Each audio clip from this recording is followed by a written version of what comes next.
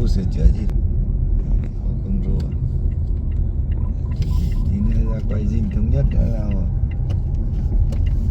con đường huyền thoại Diệp Vinh.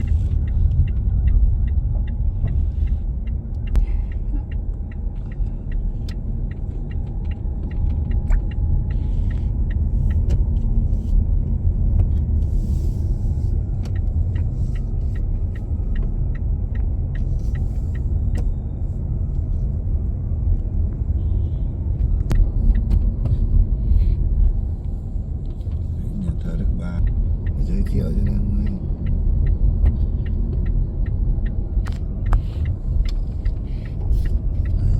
về với dinh thống nhất.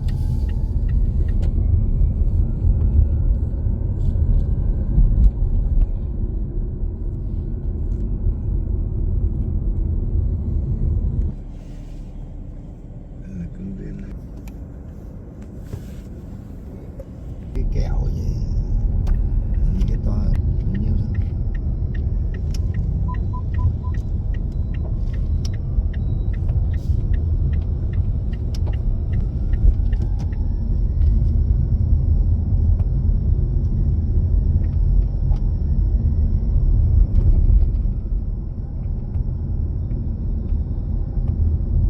Lower La Yasan, look, I got a famous Vietnamese sandwich. Hold on a second, let me see what they have in here. Đó.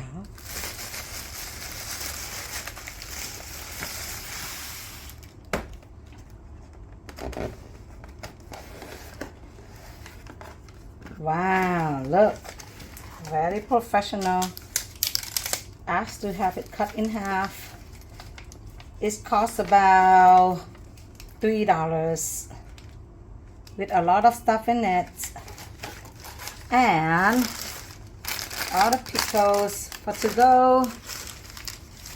go.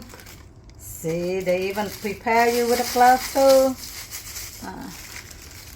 And napkin. I'll let you know how it tastes. Nhiều khi mình thấy chỗ nhà bếp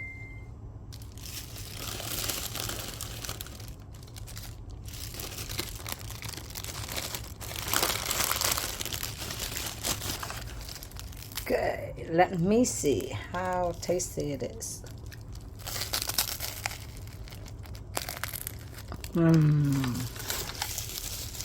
Well, it's okay. Not what I expect. It's good.